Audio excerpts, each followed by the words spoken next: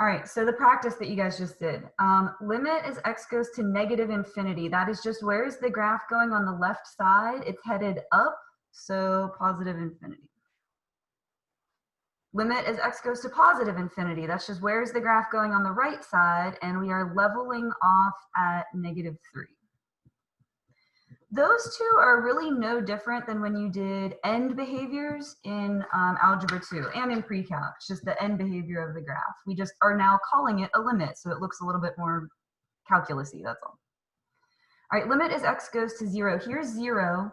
Both sides are getting closer and closer to -1. So even though there's a hole there, we still get a limit. Now these three, it's -4 from the left, -4 from the right, and then -4 overall. So here is -4. If we're approaching from the left, we're going to ignore all of this. So just the left side.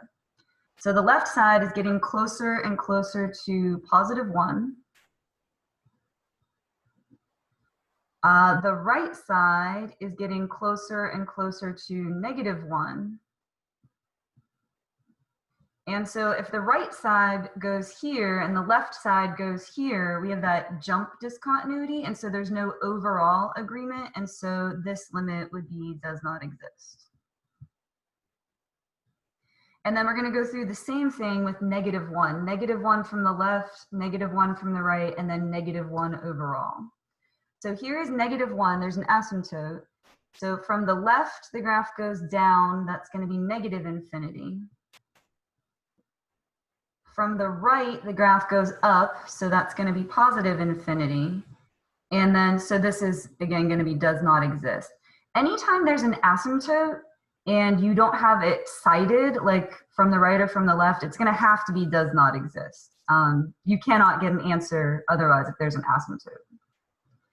And then these last three, we're going to do the same thing at 3. So 3 from the left, from the right, and then overall. So here's 3. From the left, we're getting closer to -2. From the right, we're getting closer to -2. And overall, both sides, we're getting closer to -2. So if the left and the right agree, that's going to be the same answer for the overall limit. Now you're probably like, hey, but Ms. Cole, the point's over here. I'm going to get to that in just a minute. Just remember, a limit, it doesn't matter if there's a hole there or that point is missing. It's just if you zoom in, where are both sides going? All right, so the actual functional values. So this is not a limit, this is not calculus, this is just, is there a point there? So we're gonna look at -4, -1, and 3. So at -4, the actual filled in point is at -1. At -1, we do not have a functional value, there's an asymptote, so that would be does not exist. And then at 3, the actual point is up here at 2. All right, so we hanging in there so far? Do we feel like we're getting it? We're all okay, like thumbs up? Yes, okay. It's nice whenever like it feels like things are settling in, because when you see something for the first time, it's like, ah, this is crazy. And then after you do it a few more times, it starts to get better, and then that's good. All right, so these are continuities. This is yes or no. And if it's no, we're going to give a reason, and your reason has to be the limit notation. And remember your 3 rules. There's a point, there's a limit, and they equal each other. So looking at -4, we are discontinuous. We have a point, so that's good. We do not have a limit. Both sides are not coming to the same place. So this one is going to be a no. And I'm going to say limit as x goes to -4 of the function does not exist. I would accept that. That's totally fine. Sometimes on the AP exam, they want you to look at from the left and the right. So just to be extra thorough, here's how you would write that.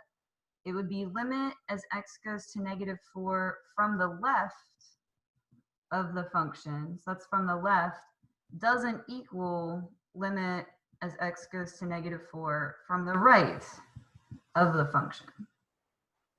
And the thing people tend to forget most often with this limit notation is putting the f of x there. You always have to have an f of x, because otherwise there's no function for you to be talking about. So just make sure you put that there. So those are the 2 ways that you can write that. All right, x equals -1. So that would be a no. What do you guys think about for the reason at x equals -1? What would be the reason, like what rule is getting broken for negative? Good, there is no point. So we will say no. Unfortunately, writing no point, and I get why you guys wrote that in the chat, but you can't write no point. You have to use your correct notation. So it would be f of -1 does not exist. All right, x equals 3. So here's 3. We have a point. We have a limit. They just don't equal each other.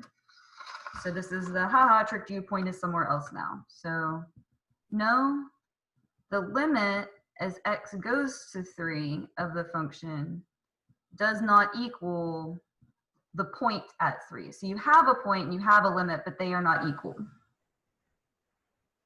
The limit was at -2 and the point was at +2. All right, so what was the next one? X equals 5. So 5 is right here. This part of the function is continuous. You have a point, you have a limit, they agree. You can trace it without lifting your pen off the paper. So that would just be yes.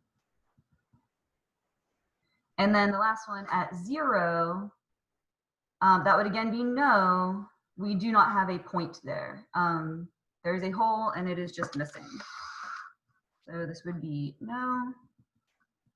F of 0 does not exist.